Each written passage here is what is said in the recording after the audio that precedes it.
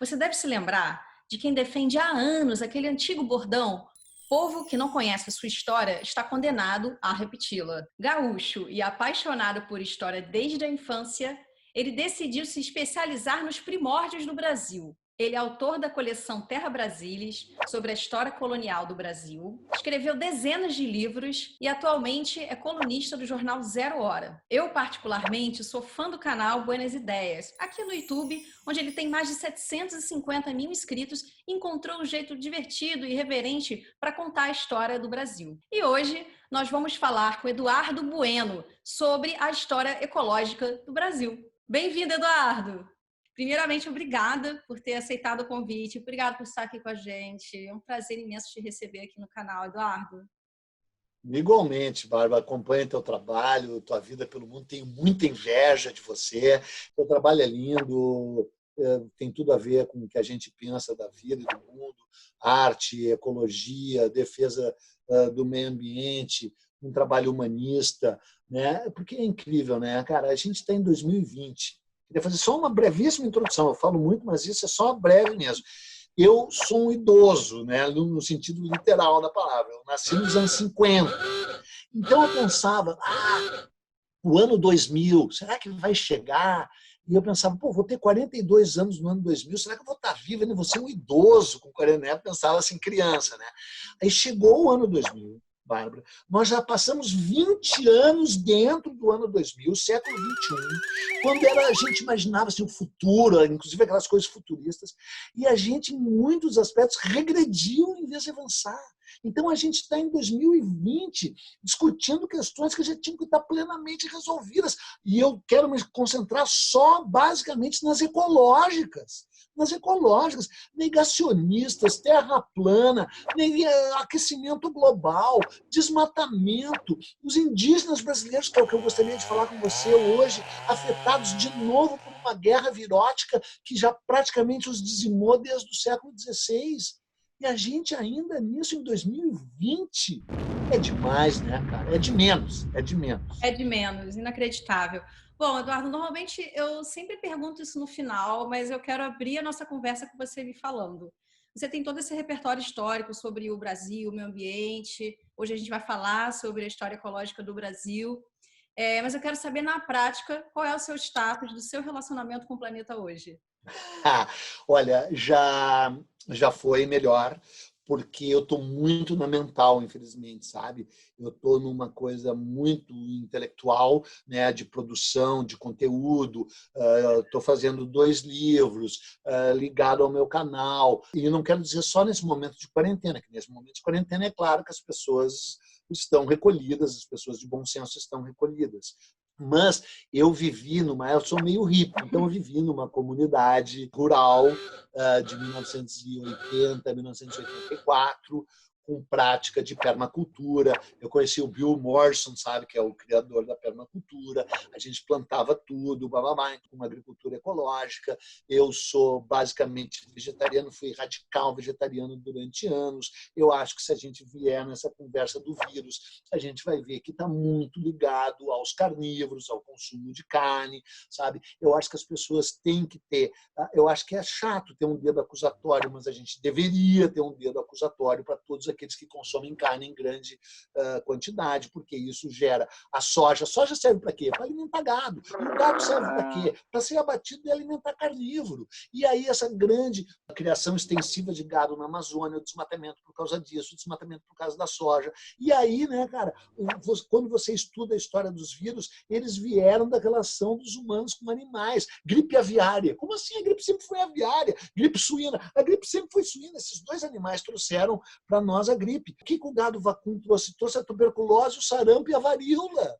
Veio daí esse coronavírus. Do morcego, mas o morcego passou para o pangolim e as pessoas comem pangolim. Tu consegue imaginar alguém comendo um pangolim?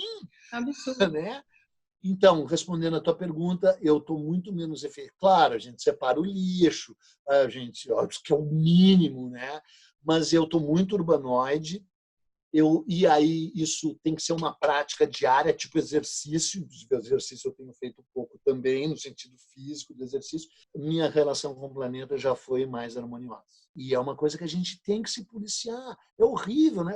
É o seguinte, é que a palavra polícia, ela, na verdade, vem da palavra política. E a palavra política, que hoje é demonizada, não pode ser demonizada. Política é uma atividade coletiva em prol do bem público. Isso quer dizer política. E polícia é uma forma de você policiar, você fiscalizar essa ação política. Então, a gente tem que se policiar, sabe? Inclusive, assim, policiar a patrulha ideológica em cima de carnívoro e policiar a nós mesmos, a nossa atividade. E é aquela velha história, começa por você. Não adianta você ter um discurso ecológico e ser carnívoro e andar nesses exoesqueleto metálico expelindo combustível fóssil. Anda a pé, anda de bicicleta. É uma atitude que precisa ser levada em consideração e precisa ser assumida como uma responsabilidade mesmo. Depende de nós e de cada um, e cada um tem o seu valor, cada um tem a sua contribuição. Tem uma frase sua que eu acho que é bastante pertinente, especialmente agora, mais do que nunca, que fala que tem que conhecer a história para não repetir. Nós estamos prestes a repetir a história referente à ditadura, às ameaças da democracia. Por que é tão importante voltar ao passado para entender o futuro? Cara, assim, a história é um fluxo contínuo, né? E daí tem aquele velho outro chavão. O povo que não sabe de onde veio, não sabe para onde vai. A pergunta, quem somos, de onde viemos, para onde vamos, que é uma espécie de piada, assim, virou piada metafísica, não nasceu como piada, mas virou piada, que é até o nome de um quadro maravilhoso do Gauguin, que no quadro do Gauguin não tinha nenhuma piada nisso. Quando você faz essa pergunta, claro que ela pode ser uma pergunta filosófica, uma pergunta metafísica, uma pergunta espiritual, mas ela tem uma resposta concreta na história. Quem somos? Quem somos? Quem somos nós brasileiros? Somos um povo que o próprio nome já é autorrevelador e as pessoas não sabem a origem do nome. Brasileiro o sufixo eiro indica o exercício de uma profissão. Então eram os baleeiros, os pimenteiros, e aí o ferreiro, o marceneiro. O brasileiro era apenas e tão somente o cara ligado ao trato, ao tráfico de pau-brasil. Se as regras gramaticais tivessem sido corretamente aplicadas, isso já me dá um chamãozinho, porque eu digo sempre igualzinho. Se as regras gramaticais tivessem sido corretamente aplicadas, seríamos brasilienses, como somos em inglês, Brazilians, como somos em francês, Brésilien. Brasileiro era o cara que abatia e derrubava pau-brasil. E 7 milhões de paus de pau-brasil foram derrubados. O pau-brasil está em extinção. O pau que nos tornou brasileiros, literalmente, está em extinção. Então, quem somos? Somos brasileiros. O que é o brasileiro? É o fluxo desse encontro, desse choque entre duas culturas, uma cultura tupi e uma cultura europeia que chegam, se fundem com uma grande turbulência.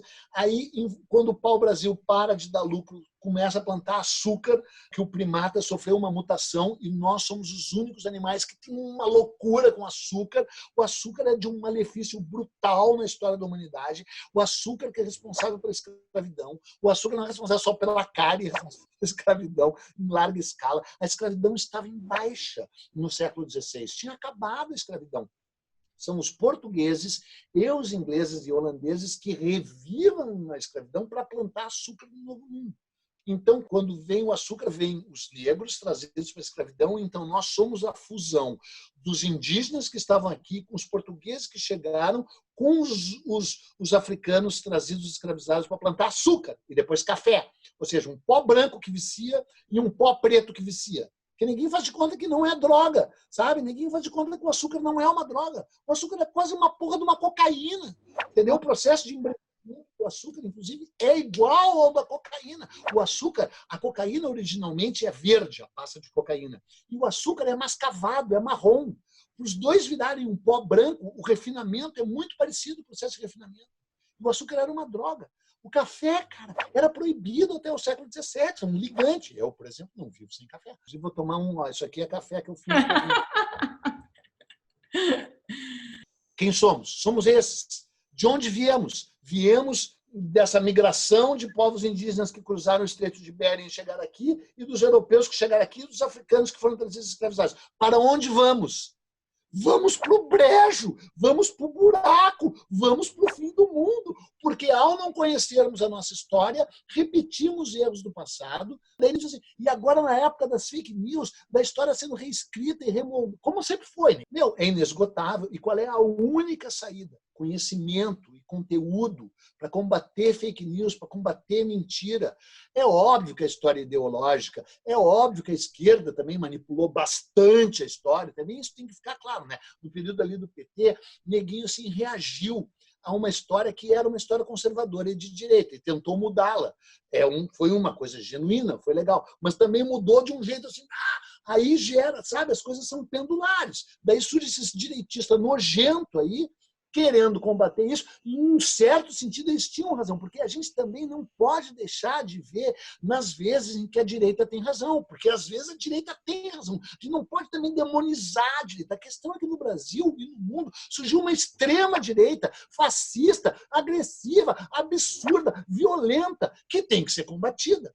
Mas o seguinte, a gente continuar dividido nessa caixa de esquerda e direita, pessoas que nem você, pessoas que nem eu, que é óbvio que qualquer pessoa mais esclarecida tem, no mínimo, uma pitada de esquerda, porque a esquerda propôs, em 1000 sentidos, uma coisa mais equânime, distribuição de renda, para lá. Então, qualquer pessoa intelectual, no mínimo um viés de esquerda tem. Mas, Bárbara, você e eu, as pessoas ligadas à luta ecológica, ligadas a um mundo, à nova era, ao novo mundo, não podemos ficar restringidos a essa história de esquerda e direita. O que interessa é se não está indo para a direita ou para a esquerda, se está indo para cima ou se está indo para baixo. E nós temos que ir para cima. E esses caras estão jogando tudo para baixo. E, de momento, quem está jogando para baixo é a direita, que, na verdade, sempre teve um lado odioso. Mas não tem só um lado odioso, uma direita mais esclarecida. O problema no Brasil é que nem direita esclarecida há. Então, já falei demais, mas vote em mim. Eu prometo que, se eu for eleito imperador do mundo, eu vou resolver todos os problemas do mundo em, no máximo, meia hora. Vamos, juntos. Eu acho que dentro dessa pauta, Peninha, é muito importante a gente falar sobre justiça social dentro do meio ambiente também, né? Quando a gente olha para velhas estruturas, os problemas sistêmicos que impedem o fluxo de crescimento, de evolução, de conhecimento e também a prosperidade e a atenção que devem ser, eu acho, né? Assim, distribuídas de maneira igualitária. Agora, principalmente, que os índios estão sendo massacrados com a pandemia e a Amazônia devastada, completamente desmatada. Eu estava lendo outro dia, por exemplo, que foi um tamanho da área da cidade de Porto Alegre que foi matada. Então, como é que a gente se posiciona para essa justiça social frente ao meio ambiente? Olha, é uma luta tão incrível, né? Ela, evidentemente, começa, como todas, pela tua posição individual, como a gente falou. Não adianta você vir com um blá, blá, blá ecológico e ser um tremenda carnívoro, porque ninguém... Cara, eu participo da luta ecológica desde 1977. Aí ninguém fazia um churrasco para decidir como que... Não dá, cara. Não dá, sabe? E aí, se você patrulha carnívoro, cara, assim, é que patrulhar é muito chato, mas daí remete àquilo que eu falei, polícia e política, né? É claro que isso pode ser feito com alguma leveza. Por exemplo, você ser patrulhado por alguém tão linda quanto você é mais fácil que ser patrulhado por um cara horroroso que nem eu, né? E você tem suavidade e eu só tenho violência esse meu coraçãozinho é pequeno, mas cabe muito ódio dentro dele, né? Então, inclusive, quero abrir um parênteses quando eles dizem assim, o gabinete do ódio que eles têm lá, né? Mas eu digo, mas aqui eu também tenho, só que o meu é o do bem, o ódio do bem. Né? Então, cara, é uma luta difícil e complicada e muito trágica, mas é óbvio que ela passa por duas coisas. Primeiro, conhecimento e educação, que o Brasil tem zero. Conhecimento e educação redundam no exercício da cidadania. Exercício da cidadania impõe que a pessoa exija os seus direitos básicos de saúde e de liberdades individuais. Esses direitos fazem com que ele se posicione na sociedade de um modo mais equilibrado. E, ao se posicionar de um modo mais equilibrado, vão ter a sua mente se abrindo, inclusive para questões ecológicas, que eu sei que é incrível, Bárbara, a gente está falando sobre isso agora. Imagina se a gente estivesse falando isso no Mato Grosso. E um bando de ruralistas invadir aqui ia nos matar. Porque virou uma coisa de confronto, assim, e o tal agropop, como assim o agro? Pensa no que é o agro brasileiro, cara. Pensa na soja, no milho transgênico, e é incrível a gente tem que estar falando isso, assim, parece que eu estou de novo nos anos 70. Eram lutas que pareciam ter avançado com a tal geração saúde, os anos 80, não sei o quê, bababá, e que, na verdade, regrediram. Só que daí, nesse contexto, surge um país chamado Brasil, onde as coisas são ainda mais graves, porque você tentar resolver as questões na África, com tanta miséria, com tanta espoliação que aquele continente sofreu, com tantas guerras tribais, daí você pega o Brasil, oitava maior economia do mundo, um país pujante, um país com dinheiro, um país com assim, aquela história, tem tudo para dar certo. Parece piada, né? Porque não deu certo ainda.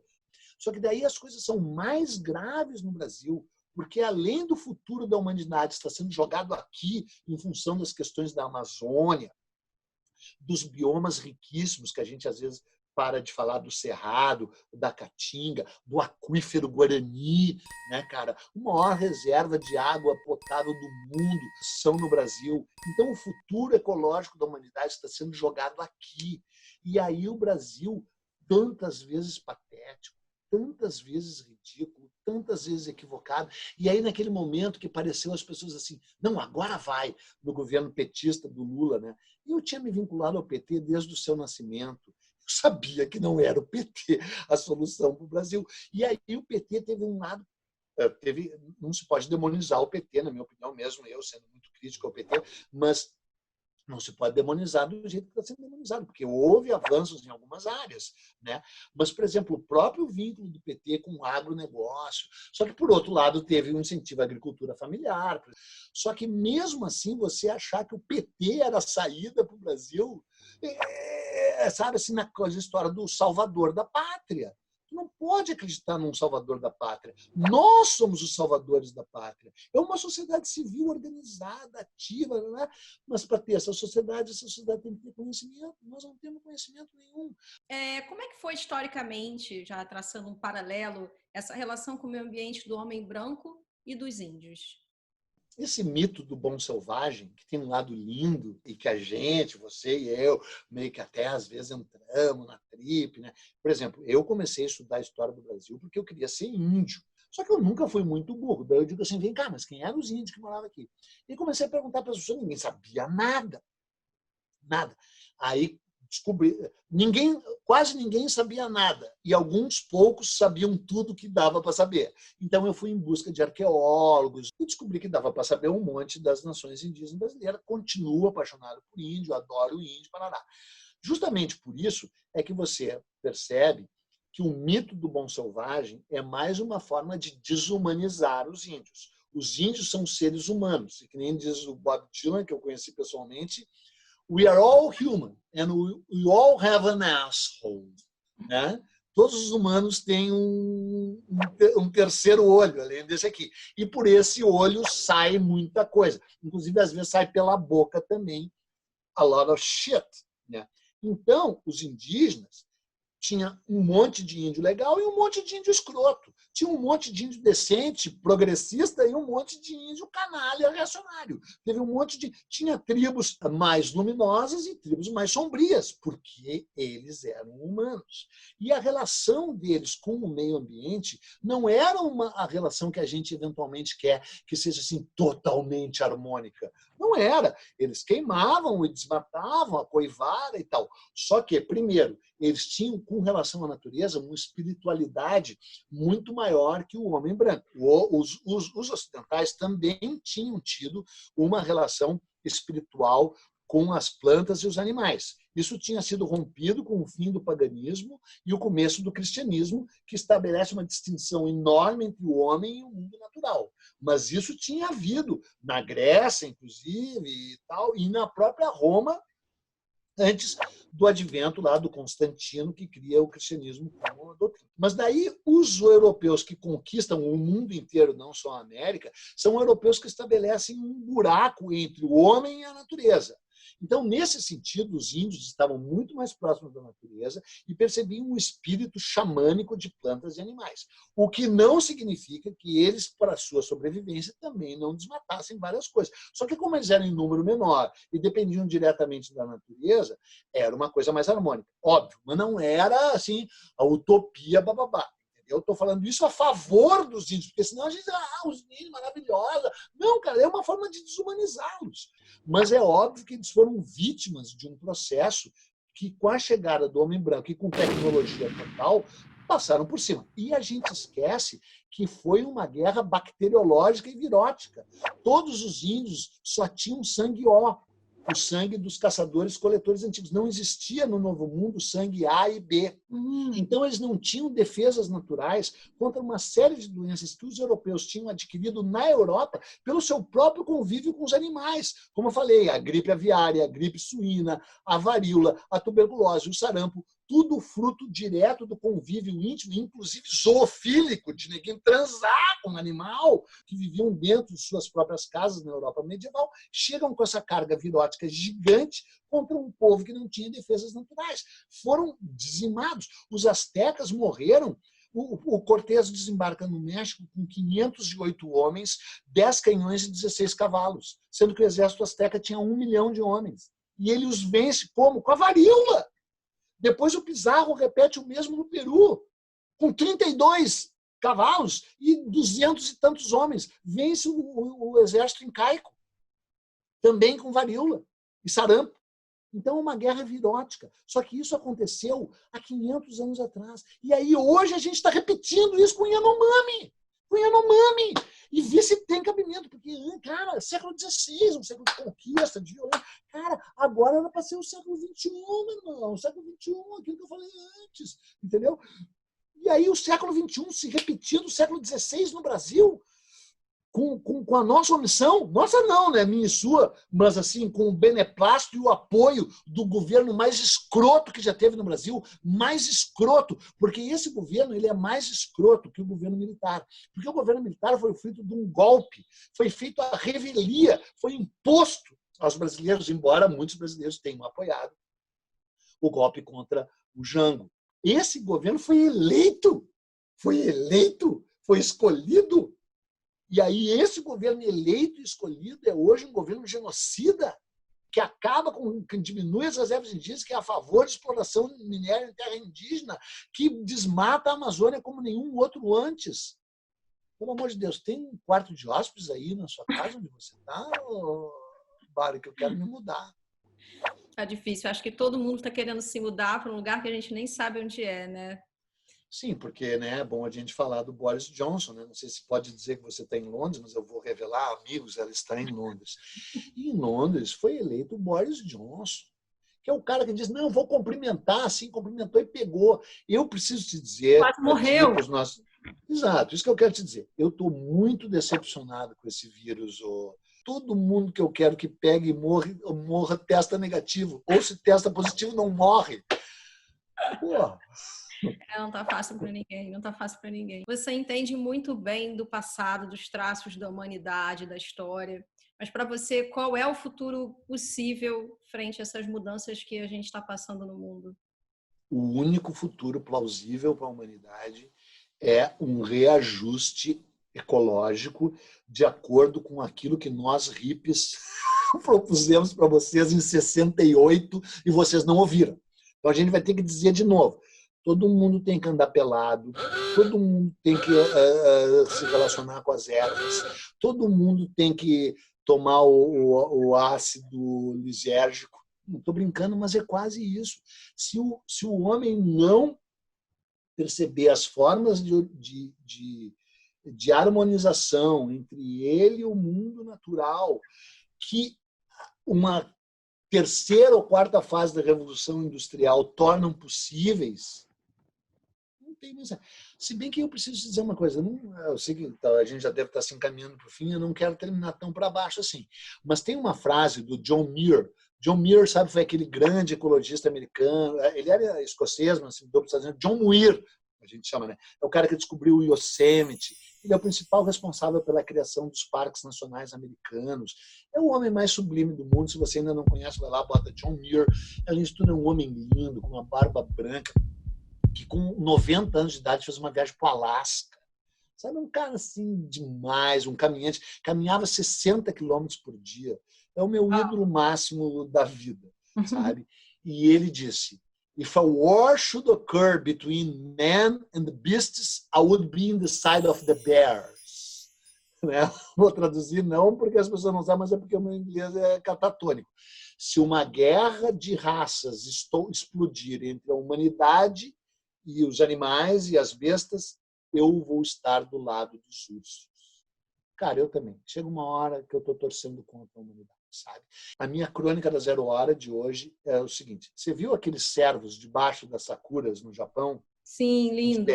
Você viu os elefantes em Mumbai? Você viu as tartarugas na Baía do Flamengo? Você viu a praia de Botafogo limpa? Você viu as águas vivas bailando nos canais límpidos de Veneza? Você viu chacais em Tel Aviv? Você viu as cabras montesas no país de Gales descendo das montanhas? Você viu os animais retomando o território que era deles porque os humanos estão em confinamento? Em 2 meses as águas ficaram límpidas.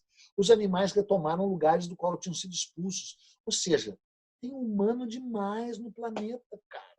A única coisa é que isso que eu quero te dizer, esse vírus não está funcionando do jeito que a gente queria. Esse vírus ele tinha que ser mais seletivo e Bárbara e Eduardo Bueno que tinham que decidir num caderninho quem vai e quem fica. Eu acho que a gente precisa, mais do que nunca, entender a chama desse processo evolutivo, né? Esse olhar sobre o respeito mútuo, a democracia, a interdependência, a harmonia entre as pessoas.